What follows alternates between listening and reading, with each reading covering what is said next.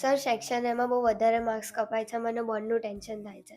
બેટા ટેન્શન કરવાની જરૂર નથી, કેમ કે અહીંયા બેઝિક મેથ્સ, સ્ટાન્ડર્ડ મેથ્સ અને જેટલા પણ બાળકો ગુજરાતી મીડિયમ અને ઇંગ્લિશ મીડિયમના સ્ટુડન્ટ છે એમના માટે આપણે હેન્ડ રિટન નોટ્સ અહીંયા રેડી કરી દીધી છે. અને એ પણ અત્યાર સુધી અમે હેન્ડ રિટન નોટ્સ આપી હતી, બરાબર.